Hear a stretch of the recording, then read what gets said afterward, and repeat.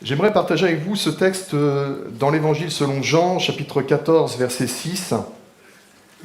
Et c'est un texte que nous avions médité il y a à peu près un mois de cela ensemble, où Jésus va parler de lui et il va dire ceci: « Je suis le chemin, la vérité et la vie, nul ne vient au Père que par moi. » Alors j'ai pris ce texte de base vendredi soir pour parler à ses amis catholiques, parce qu'ils m'avaient demandé de leur donner un texte biblique qui me parlait en ce moment. Et je leur dis, en ce moment c'est le texte qui me parle le plus, et sur lequel aussi j'enseigne dans l'église où je suis pasteur, et j'ai parlé aussi de Dieudonné, de toute l'équipe, voilà, et ce texte vraiment nous parle de qui est Jésus, et Jésus va dire qu'il est le chemin, qu'il est la vérité, qu'il est la vie, et que seulement par lui, on peut accéder à Dieu le Père.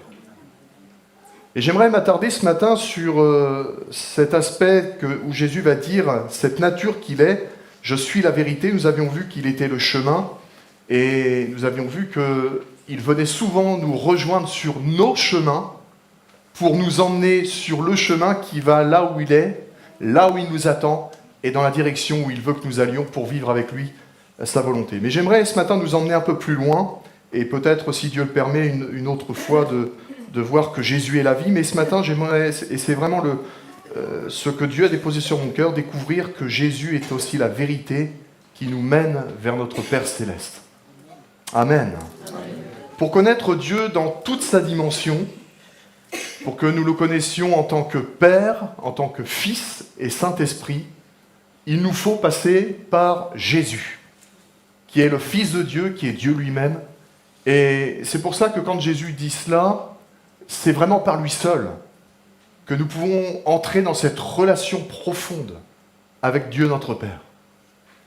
On ne peut pas accéder à Dieu, et on va le voir au travers de ce que je vais vous partager, on ne peut pas entrer avec Dieu par une vie qui est faite d'efforts, qui est faite de choses où je vais essayer de faire tout ce que je peux, mais où je m'aperçois que la majorité du temps, j'échoue dans ce que je fais, dans ce que je veux accomplir, mais que le seul moyen d'entrer vraiment dans une relation profonde avec Dieu, mon Père, eh bien, c'est que Jésus soit pour moi le chemin, la vérité, et qu'il soit la vie.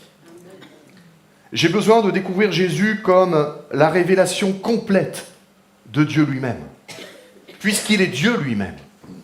J'ai besoin de découvrir que Jésus est lui seul la vérité qui peut parfaitement me révéler Dieu dans sa globalité, Dieu dans sa gloire.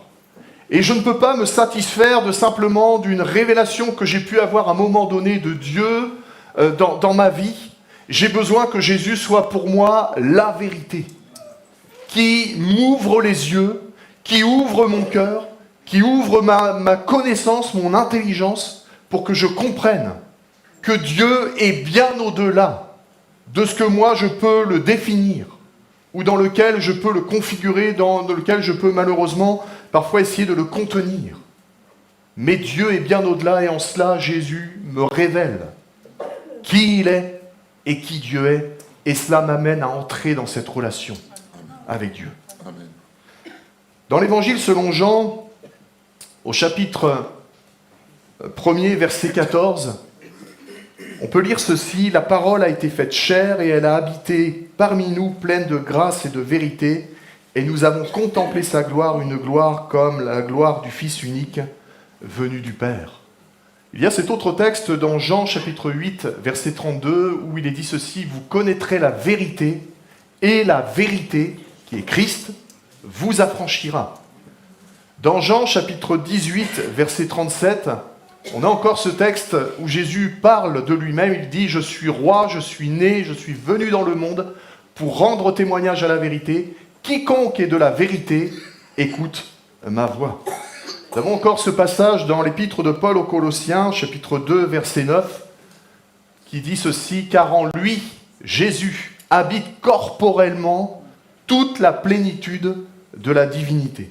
Et puis, ce dernier texte, dans la première épître de Jean, chapitre 5, verset 20, « Nous savons aussi que le Fils de Dieu, Jésus, est venu et qu'il nous a donné l'intelligence pour connaître le véritable. Et nous sommes dans le véritable, en son Fils, Jésus-Christ. Amen. Amen. La Bible déclare que Jésus était plein de grâce et de vérité. Et la vérité n'est ici pas un principe, n'est pas des règles, mais elle est une personne. La vérité, c'est Jésus-Christ. Alléluia. C'est une personne. La vérité est personnifiée en Jésus-Christ.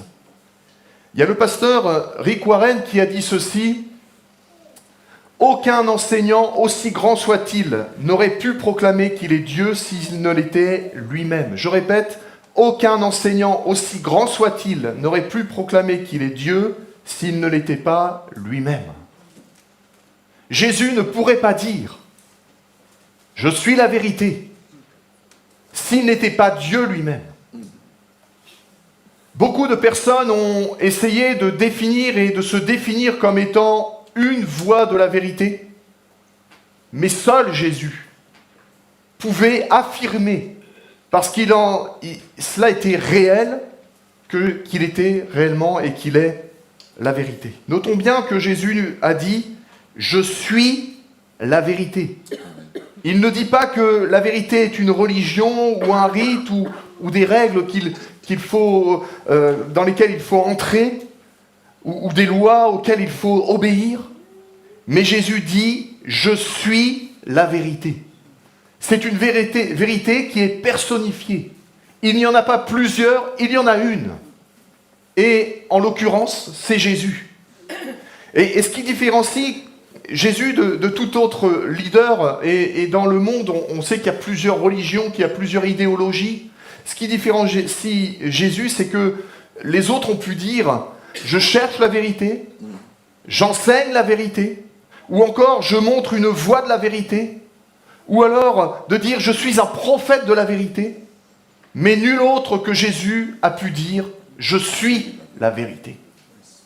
Et ce matin, j'aimerais, mon frère, ma sœur, que vous et moi, on comprenne et qu'on laisse le Saint-Esprit travailler nos cœurs, façonner nos cœurs, pour que cette vérité tombe au plus profond de nos cœurs, puisse y prendre racine, et qu'elle puisse éclairer et bâtir notre foi. Jésus-Christ est le seul chemin, il est la seule vérité, il est lui-même vérité. Amen. En grec, le terme vérité, c'est le terme aletheia, qui signifie ce qui est vrai dans ce qui appartient à Dieu et au devoir des hommes, mais aussi en tant qu'excellence personnelle, et on sait que cette excellence personnelle, elle est manifestée en Jésus. Il est important que vous et moi, nous sachions qui est notre Dieu. On a besoin de connaître Dieu, non pas d'une manière aléatoire, ou simplement par quelques expériences que nous pourrions avoir avec lui, mais on a besoin de grandir dans la connaissance avec Dieu. Amen. Je l'ai déjà dit, je crois ici, mais c'est quelque chose qui pour moi doit être vraiment une réalité. C'est que je ne vais pas arriver au ciel devant un inconnu. Je dois arriver au ciel devant quelqu'un que je connais déjà. Devant quelqu'un avec qui j'ai déjà une relation. Devant quelqu'un avec qui j'ai déjà un contact. Certes, quand je vais arriver dans le ciel, je vais le découvrir tel qu'il est. Parce que je ne le connais pas parfaitement ici-bas sur la terre. Mais je suis appelé dans mon cheminement, jour après jour, à apprendre qui est mon Dieu. Et à grandir dans cette connaissance. Et à grandir notamment dans cette réalité que Jésus est la vérité. Amen. Quand je connais celui qui est la vérité, il me fait connaître aussi qui je suis. Il me fait connaître qui je suis afin de devenir comme lui. Et il était nécessaire que Jésus révèle à ses disciples que dans la vérité, tout homme qui croit la vérité devient alors lui-même vrai. Devient lui-même alors quelqu'un qui vit dans la vérité et au contact de la vérité. Il y a quelqu'un qui a dit ceci: Dieu nous aime tels que nous sommes, mais il nous aime trop pour nous laisser tels que nous sommes. Dieu nous aime tels que nous sommes, c'est-à-dire que quand on vient à Jésus, Dieu ne nous demande pas d'avoir un curriculum vitae qui soit parfait. Dieu sait que nous sommes des pécheurs. Dieu sait que nous n'avons rien de bon en nous. Et c'est pour cela que dans son amour, dans sa grâce, il nous accepte tels que nous sommes. Mais Dieu nous aime tellement que son désir, ce n'est pas de nous laisser tels que nous sommes, c'est de nous transformer. Amen.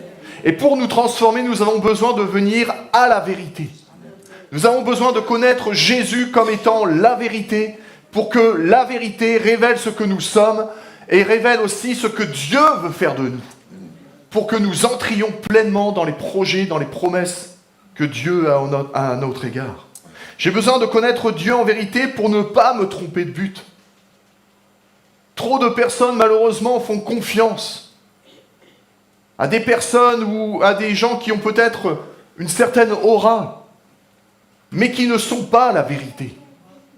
Et j'ai besoin de connaître la vérité, Jésus, Amen. Pour ne pas me tromper de but, mais atteindre le but auquel Dieu m'appelle, celui de passer l'éternité avec lui.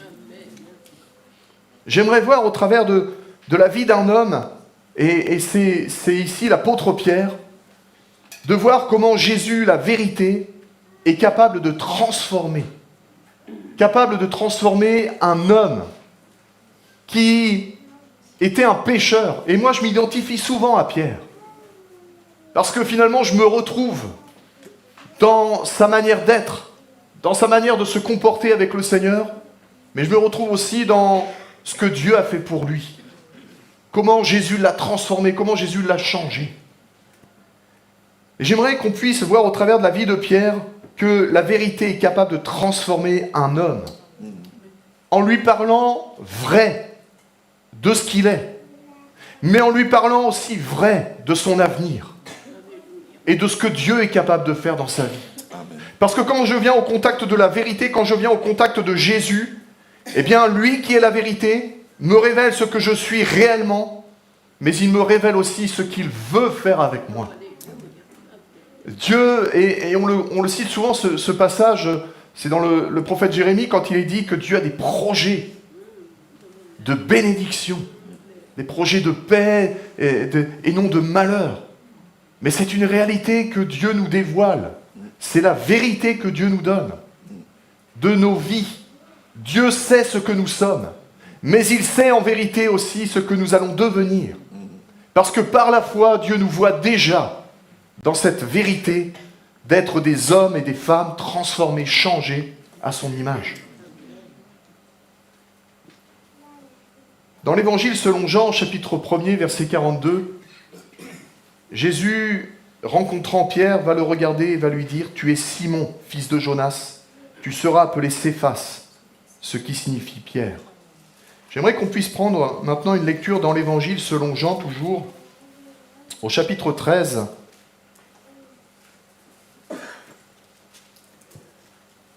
Et on va lire du verset 36 au verset 38.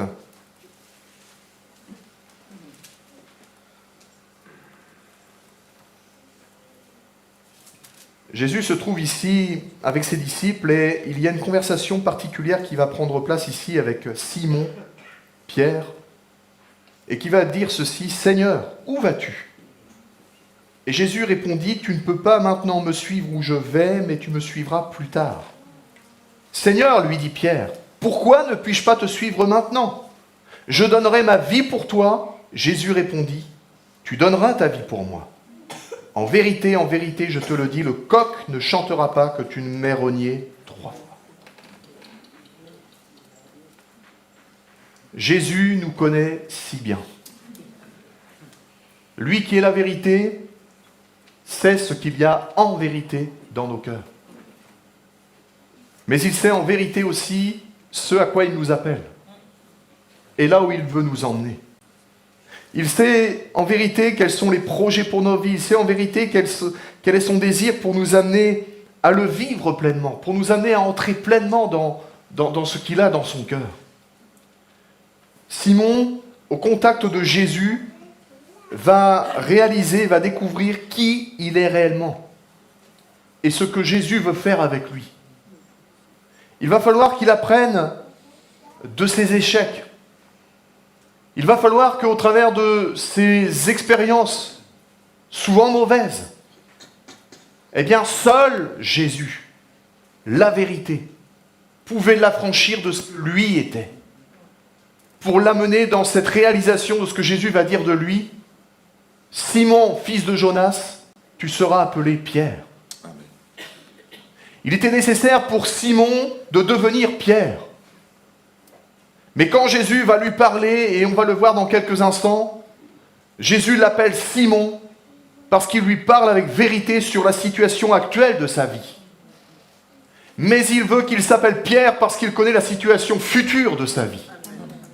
Et vous et moi, on a besoin de comprendre cela au contact de Jésus, c'est que Jésus nous parle de ce que nous sommes aujourd'hui, mais il nous parle en vérité aussi de ce que nous serons demain par sa grâce.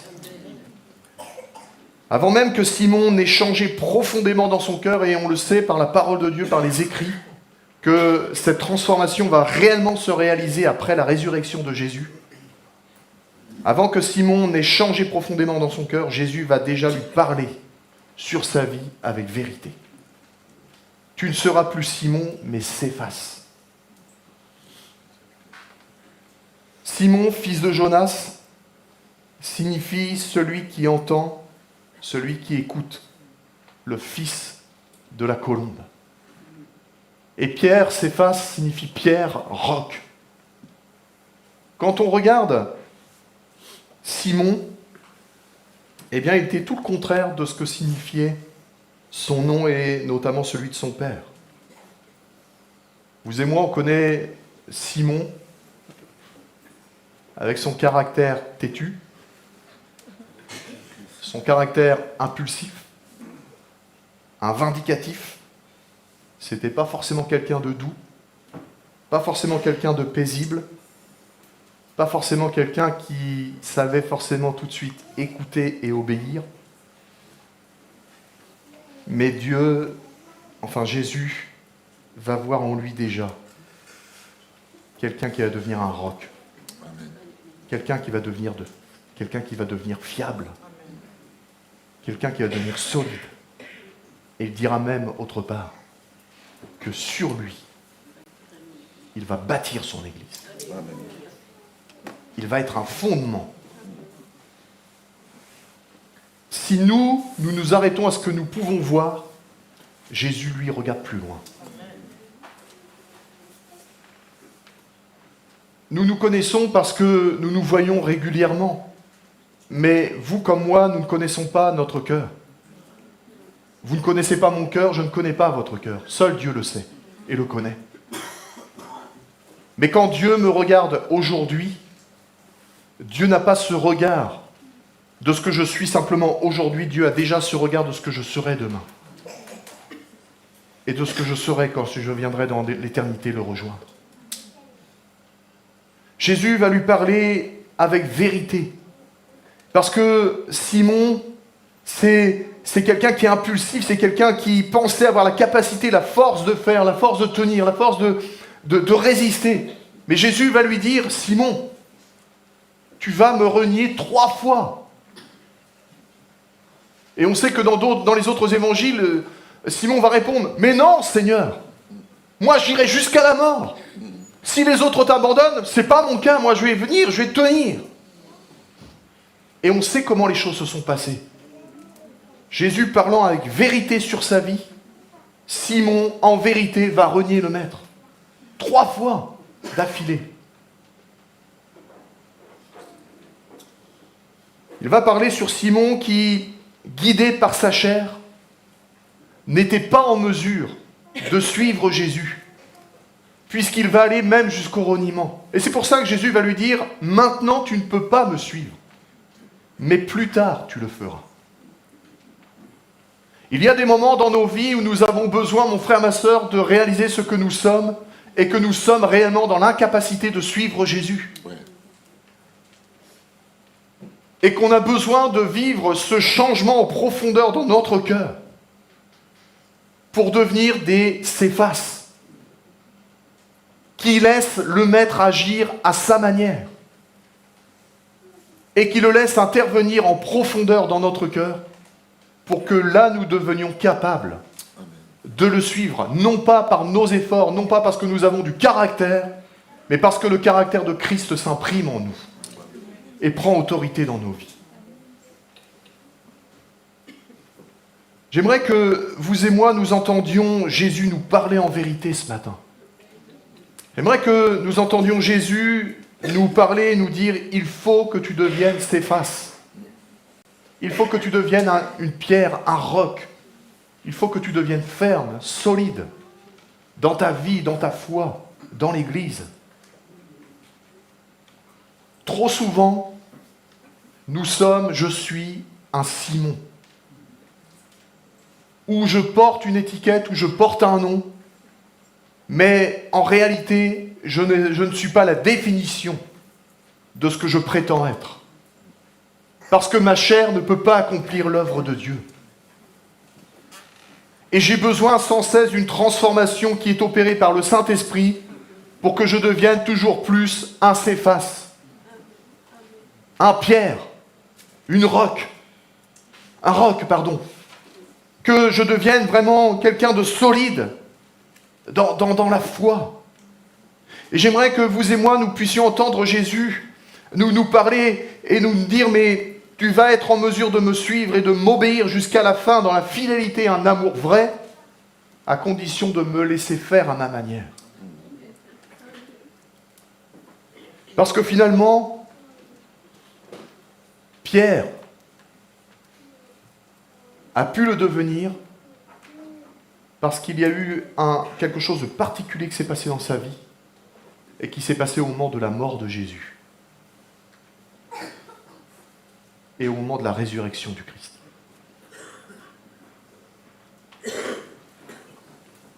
Simon est devenu l'apôtre Pierre. Dans l'Évangile selon Matthieu, au chapitre 16, verset 18,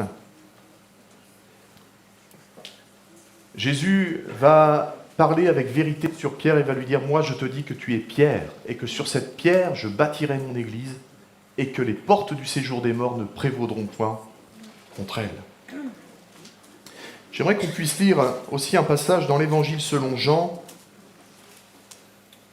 au chapitre 21, et la lecture va être un peu longue.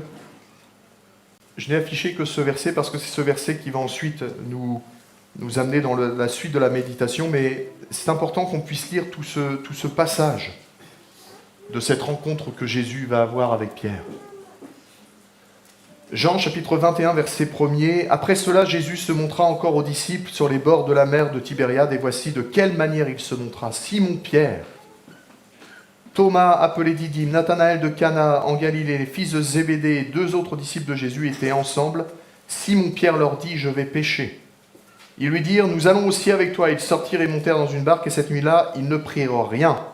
Le matin étant venu, Jésus se trouva sur le rivage, mais les disciples ne savaient pas que c'était Jésus. Jésus leur dit « Enfants, n'avez-vous rien à manger ?» Et ils lui répondirent « Non ». Il leur dit « Jetez le filet du côté droit de la barque, et vous trouverez. » Ils le jetèrent donc, et ils ne pouvaient plus le retirer à cause de la grande quantité de poissons. Alors le disciple que Jésus aimait dit à Pierre « C'est le Seigneur !» Et Simon-Pierre, dès qu'il eut entendu que c'était le Seigneur, mit son vêtement et sa ceinture, car il était nu, et se jeta dans la mer. Les autres disciples vinrent avec la barque, tirant le filet plein de poissons, car il n'était éloigné de la terre que d'environ 200 coudées. Lorsqu'ils furent descendus à terre, ils virent là des charbons allumés, du poisson dessus et du pain. Jésus leur dit « Apportez des poissons que vous venez de prendre. » Simon-Pierre monta dans la barque et tira à terre le filet plein de 153 grands poissons, et quoi qu'il y en ait tant, le filet ne se rompit point. Jésus leur dit « Venez manger !» Et aucun des disciples n'osait lui demander « Qui es-tu » sachant que c'était le Seigneur. Jésus s'approcha, prit le pain et leur donna, et il fit de même du poisson. C'était déjà la 3e fois que Jésus se montrait à ses disciples depuis qu'il était ressuscité des morts. Après qu'ils eurent mangé, Jésus dit à Simon-Pierre, « Simon, fils de Jonas, m'aimes-tu plus que ne m'aiment ceux-ci » Il lui répondit, « Oui, Seigneur, tu sais que je t'aime. » Jésus lui dit, « Paie mes agneaux. » Il lui dit une seconde fois, « Simon, fils de Jonas, m'aimes-tu » Pierre lui répondit, « Oui, Seigneur, tu sais que je t'aime. » Jésus lui dit, « Paie mes brebis. » Il lui dit pour la 3e fois, « Simon, fils de Jonas, m'aimes-tu » Pierre fut attristé de ce qu'il lui avait dit pour la 3e fois, « M'aimes-tu » Et il lui répondit, « Seigneur, tu sais toutes choses. tu sais que je t'aime. Jésus lui dit, paie mes brebis. En vérité, ou amen, amen, ce qui veut dire que cela est certain, je te le dis, quand tu étais plus jeune, tu te saignais toi-même et tu allais là où tu voulais,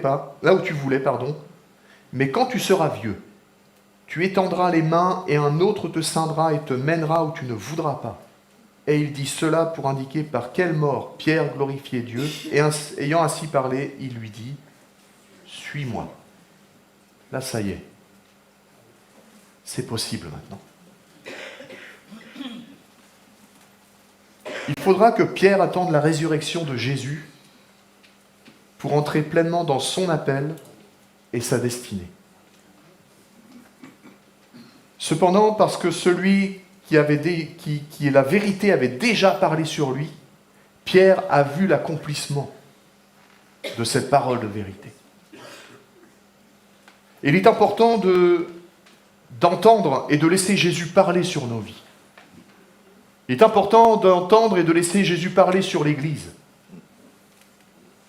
Parce que quand Jésus parle, puisqu'il est la vérité, ce qu'il dit s'accomplit. Amen. Et même si Pierre a failli, même si Pierre a connu l'échec, cela n'a pas empêché la parole de Dieu de s'accomplir sur sa vie. Mais Dieu a honoré sa parole. Et celui qui était Simon est devenu l'apôtre Pierre.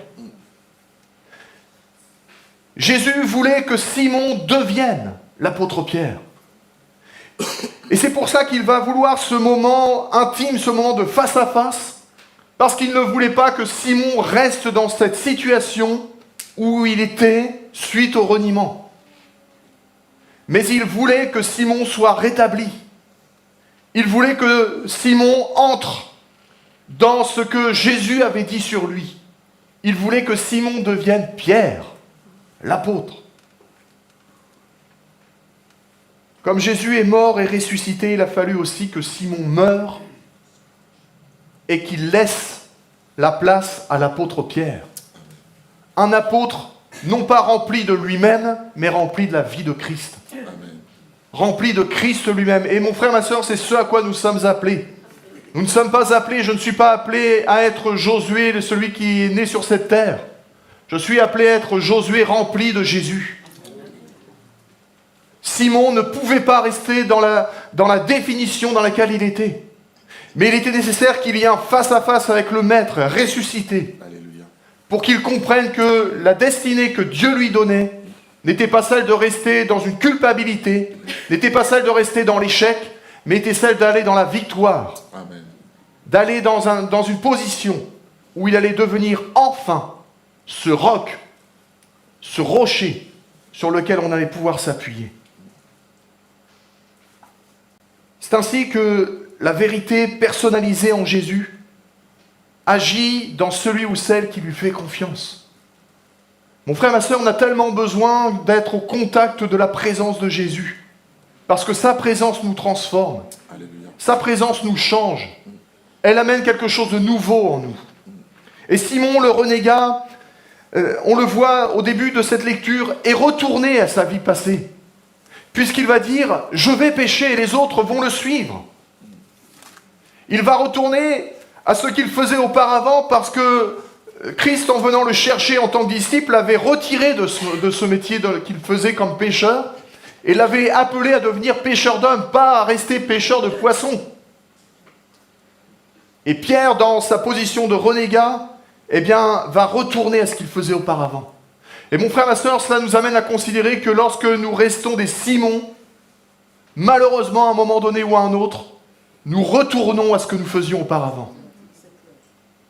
Et on a besoin que Christ vienne nous rencontrer, qu'il y ait un face-à-face avec lui. Pour que dans la vérité, il nous révèle ce que nous sommes, mais il nous révèle aussi ce qu'il veut faire de nous. Pour nous changer, nous transformer en profondeur. Il y a des questions que Jésus va poser à Simon. Et je ne sais pas si vous avez remarqué, mais dans la lecture, il ne va pas dire « Pierre, m'aimes-tu » Il va dire « Simon, fils de Jonas, m'aimes-tu? Simon, m'aimes-tu? Les questions que Jésus va poser ici, une question toute simple, mais qui va aller chercher en profondeur, qui va aller chercher Pierre dans ses retranchements, qui va aller chercher Pierre dans sa douleur, qui va aller chercher Pierre dans ses échecs, qui va aller chercher Pierre dans ses ténébreux souvenirs de honte et de culpabilité. Vous savez, si on se met à la place de Simon, on n'oublie pas qu'on a renié le maître. Et surtout, le maître lui-même ne l'oublie pas. Et quand le maître vous dit « Simon, m'aimes-tu » là, ça vient vous chercher, là. Et Pierre de dire « Mais Seigneur, tu sais que je t'aime. » Peut-être parce que c'était compliqué à ce moment-là de le dire. Mais quand Jésus, à 3 reprises, va répéter la même question, et je ne voudrais pas entrer dans le détail ce matin parce que ce n'est pas là mon propos, mais Jésus va employer 2 mots différents. Et nous, dans notre langue française, ils sont interprétés par le verbe « aimer ». Mais Jésus va montrer une dimension différente de l'amour à Pierre. Et va même, à un moment donné, se mettre à la hauteur de l'amour de Pierre. Pour que celui-ci comprenne que Jésus ne le jugeait pas, ne le condamnait pas. Mais que Jésus voulait le ramener dans une relation avec lui. Une relation d'amour. Les questions de Jésus ne sont pas là pour le mettre mal à l'aise. Les questions de Jésus ne sont pas là pour l'enfoncer ou simplement que Simon se sente condamné. Non, les questions que Jésus va lui poser, elles sont là pour que Simon comprenne que l'amour de Jésus pour lui ne se mesure pas à la hauteur de ce que Simon était capable de donner à Jésus en retour. Mais que l'amour de Jésus était inconsidérable à son égard. Et vous et moi, on a besoin de comprendre, parce que c'est souvent notre difficulté dans notre relation avec Dieu. On a besoin de comprendre qu'on est incapable de répondre à l'amour, à la hauteur de l'amour de Dieu. Et parfois, on fait des efforts, parfois, quand on tombe, quand on vit des échecs, eh bien, on est dans le désarroi complet parce qu'on se dit, ça y est, Dieu va me jeter. Dieu ne va plus vouloir de moi. Mais l'amour de Dieu est tellement grand, tellement puissant, que même lorsqu'on vit des échecs, l'amour de Dieu nous aime encore. Nous, en tant qu'êtres humains, si on nous faisait même pas le quart de ce que l'on fait souvent à Dieu, nous rejetterions, nous balayerions d'un seul revers ceux qui nous font cela. Mais Dieu n'agit pas de cette manière-là avec nous. Vous imaginez, Pierre a renié Jésus. En quelque sorte, il l'a abandonné, et c'est ce qu'il a fait. Je ne connais pas cet homme. Vous imaginez, vous allez être condamné sur la croix, vous allez mourir, et votre meilleur ami est en train de dire qu'il ne vous connaît pas. En tant qu'être humain, il y a toutes les raisons de dire « ce n'est plus mon ami, c'est terminé ». Et pourtant, Jésus, dans sa grâce, va dans cet entretien avec Pierre, lui dire « Pierre, m'aimes-tu » Et Pierre de pouvoir dire au Seigneur « Mais Seigneur, tu sais que je t'aime, mais pas à la hauteur de ce que toi tu m'aimes. » Mais Jésus veut lui montrer ici qu'il y a un amour profond pour lui. Dieu voudrait tellement ce matin que tu réalises qu'il a à ton égard, qu'il a à l'égard de l'Église, un amour si grand, un amour si puissant. Et les réponses de Jésus nous interpellent aussi. Et j'aime beaucoup la Bible du Sommeur, parce qu'il y a comme un crescendo dans la réponse de Jésus. Et quand vous lisez dans la version du Sommeur, Jésus à chaque fois va lui répondre « Prends soin de mes agneaux, nourris mes brebis, prends soin de mes brebis ». Il y a comme un crescendo, comme quelque chose qui monte en intensité. Et on voit ici que Jésus finalement petit à petit, le rétablit et lui confie à nouveau la mission à laquelle il est appelé. En lui disant, Pierre, il faut que tu prennes soin du plus faible, du plus petit. Et parce que tu vas devenir, eh bien tu vas être en mesure de le faire. Mais je ne t'appelle pas simplement à ça, je t'appelle à davantage. Il faut que tu sois aussi capable, et tu vas le devenir, capable de nourrir ceux qui sont plus affermis, parce que toi-même tu seras affermi. Mais je ne t'appelle pas simplement à ça, je t'appelle encore à plus davantage. Je t'appelle aussi à prendre soin, à t'occuper, à devenir toi-même un roc, à devenir toi-même un repère, un fidèle. Alléluia. Pour que tu sois un exemple pour les autres. Et les réponses de Jésus ont certainement dû le bouleverser. Comment lui qui a failli, Dieu lui confie une telle mission? Mais ça, c'est la grâce de Dieu. Vous et moi, on vit souvent des échecs dans notre vie spirituelle. Et par la grâce de Dieu, Dieu n'en tient pas compte quand on vient à lui repentant. Parce que Dieu est un Dieu de grâce, un Dieu de miséricorde, un Dieu d'amour. Et Jésus parle avec vérité sur lui et sur son ministère. Et il y a cette parole extraordinaire que Jésus va donner au verset 18 lorsqu'il dit « En vérité, je te le dis, quand tu étais plus jeune, tu te saignais toi-même et tu allais où tu voulais, mais quand tu seras vieux, tu étendras tes mains et un autre te ceindra et te mènera où tu ne voudras pas. » Jésus va lui montrer ici, et je crois qu'il y a vraiment un symbolisme spirituel dans ces paroles de Jésus. Certes, Jésus lui parlait de la mort qu'il vivrait pour Christ. Mais je crois qu'il y a vraiment ici une pensée profonde. Non seulement pour Simon qui devient Pierre, mais pour vous et moi encore aujourd'hui. Et qui nous parle ici de l'action du Saint-Esprit. L'action du Saint-Esprit dont Simon avait besoin de vivre pour entrer pleinement dans ce que Dieu l'appelait, ce à quoi Dieu l'appelait. Et pour qu'il puisse devenir Pierre, eh bien cela n'était possible qu'à partir du moment où le Saint-Esprit agissait en lui. Quand tu étais jeune, tu faisais ce que tu voulais.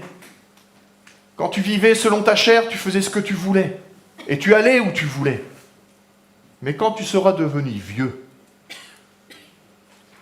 et il y a ici vraiment une image qui nous parle de la maturité, qui nous parle aussi d'abandon des forces naturelles, qui nous parle aussi de le fait qu'on ne puisse plus compter sur soi-même, que l'on devient dépendant des autres. Amen. Et ça, c'est ce qui se passe dans notre être intérieur lorsque Christ agit par son esprit. Vous et moi, on a besoin d'arriver à la mort de notre moi pour laisser l'homme nouveau, la femme nouvelle, être présente et qu'elle puisse prendre autorité dans notre vie. Amen. Et ça, c'est l'œuvre du Saint-Esprit. Vous savez, dans nos églises, alors on en parle peut-être moins maintenant, mais on parle souvent de sanctification. Mais la sanctification, ce n'est pas une vie faite d'efforts, faite de rites, d'obligations. La sanctification, c'est quand je laisse Christ régner en moi, c'est quand je laisse le Saint-Esprit me transformer, c'est quand je vis des échecs et que je viens dans la présence de Dieu et que Dieu me transforme, me change et m'amène dans cette dimension de ne plus être un Simon, mais de devenir toujours plus un Céphas. Tu étendras tes mains, cela nous parle de lâcher prise, d'abandon, de décision dans nos cœurs, de ne plus maîtriser ce que l'on vit, mais de laisser Dieu faire son œuvre à notre place. En quelque sorte, Seigneur, moi je ne sais pas faire, mais fais-le pour moi s'il te plaît. Fais-le avec moi. Un autre te ceindra. Et il est parlé ici de quelqu'un qui est supérieur. Il est parlé ici de quelqu'un qui prend autorité sur lui. Il est parlé ici de quelqu'un de plus puissant qui accomplit une œuvre, qui accomplit une action à notre place et au travers de nous. Et ça, c'est le Saint-Esprit. Mon frère, ma sœur, si nous laissons l'Esprit de Dieu nous envahir, nous saisir, Dieu nous amènera à faire une œuvre excellente qui glorifiera le nom de Jésus. L'Église a besoin de cela. et il te mènera où tu ne veux pas aller. Notre chair nous fait fuir les lieux saints, où Dieu est. Notre chair nous fait fuir les lieux de victoire, où Dieu nous attend. Et l'ennemi de notre âme fait tout son possible pour nous faire revenir à cet état de Simon, alors que Dieu attend que nous soyons dans l'état de Céphas. Et j'ai besoin, mon frère, ma sœur, que sans cesse, Dieu me ramène, et Dieu m'amène dans la vérité à être Céphas. Parce que c'est là que Dieu m'attend. C'est là que Dieu opère, c'est là que Dieu agit au travers de ma vie. Qui d'autre que le Saint-Esprit, qui est aussi appelé l'Esprit de vérité, peut faire cette œuvre en vérité dans un homme, dans une femme. Je vais inviter l'équipe de louanges à s'approcher et je vais aller vers la fin maintenant. Jésus, je le crois ce matin, veut me rencontrer, veut te rencontrer. J'ai besoin d'apprendre à connaître dans toute sa divinité mon Sauveur, mon Seigneur. J'ai besoin qu'il se révèle à moi dans toute sa splendeur et qu'il se révèle à moi avec vérité pour m'amener au Père. J'ai besoin que dans sa présence, à son contact, j'apprenne qui je suis pour devenir ce que lui dit de moi. Amen. L'Église a besoin d'aller dans la présence de Dieu et, mon frère, ma sœur, nous avons eu un temps de jeûne et de prière et le prochain que nous aurons, je vous invite vraiment à venir. Ouais. Parce que l'Église a besoin d'aller dans la présence de Dieu Ouais. pour savoir ce qu'elle est dans l'heure actuelle, mais pour entendre Dieu parler sur elle, pour qu'elle sache là où Dieu veut l'amener et la définir. Ce matin, au travers de la vie de Simon, qui est devenu Pierre, j'aimerais qu'on puisse entendre l'Esprit Saint nous parler. Et peut-être parler de Simon que je suis aujourd'hui, mais entendre aussi parler de Céphas que Dieu veut que je devienne. Si peut-être tu réalises ce matin que c'est Simon qui te représente, c'est ta chair qui est là, et qui a pris autorité dans ton cœur, eh bien Jésus veut avoir un face-à-face avec toi, avec moi. Il y a des face-à-face qui sont, je le crois, solennels.